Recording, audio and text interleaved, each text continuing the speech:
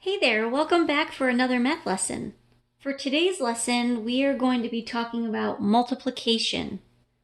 We use multiplication all the time every day. You probably didn't even realize it. When you multiply something, it's really repeated addition. It's when you add the same number over and over. Another way to talk about multiplication is combining equal groups and adding them up. So I have some little monster friends here with me today. Say hello. Hey.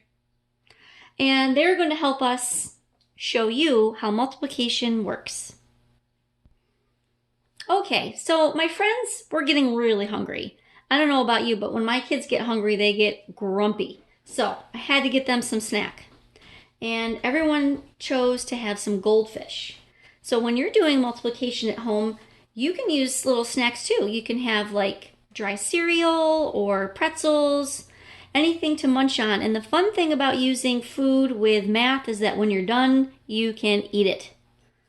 I also have some little frog erasers from springtime, and I'm going to use these too as counters. So if you want to use food or little objects for counters, make sure you have those nearby when you're doing multiplication. So let's get started.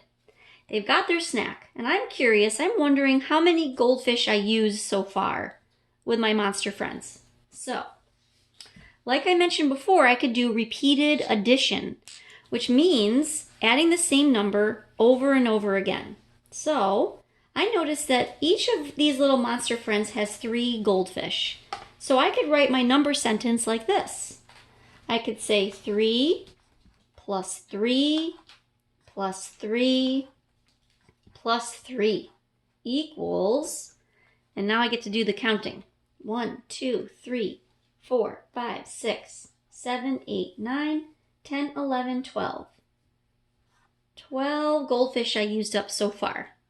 There's another way I could do this. I could do the amount of groups. Like I said, you could count equal groups. So I have one group of goldfish here, a second group of goldfish crackers here, a third group of goldfish, and a fourth group of goldfish.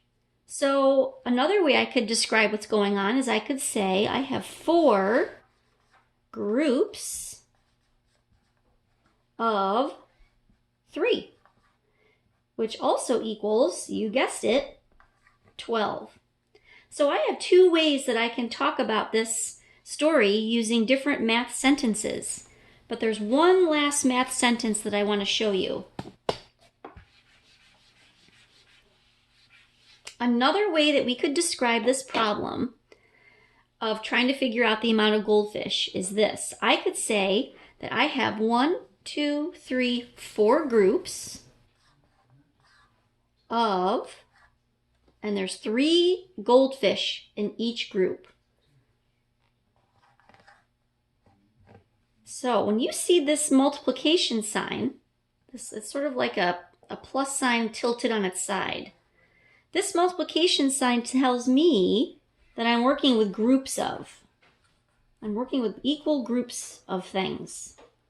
So I have 4 groups of 3 goldfish in each, which gives me a total 3, 6, 9, 10, 11, 12 goldfish all together. And that, my friend, is how you write a multiplication sentence. It's just a faster way of adding up objects. And let's try another one. Okay, so my little monster friends already had their goldfish snack, and they decided to go play outside. And they went frog spotting, and they spotted all these different little frogs. Now, you know, I'm just pretending, and that's what you can do too. And it'll help you do this work. It'll make it more fun. So they went frog spotting and they found some frogs. And each of these little monster creatures found 5 frogs. So I can write this in 3 different ways. I can do repeated addition, which is adding the same number over and over. So I could say 5 plus 5, 5 plus 5 plus 5 equals. Now I could count them one by one. 1, 2, 3, 4, 5, 6, 7, 8, 9, 10, 11, 12, 13, 14, 15. There's one way of telling the story using math. Another way I could make a math sentence is by saying the amount of groups. Because when we multiply, you're really adding groups of something. So I have one group of 5 here. I have a group of 5 here, and another group, a third group of 5 there. So I could say it this way: 3 groups of 5, which also gives me 15. 5, 10, 15.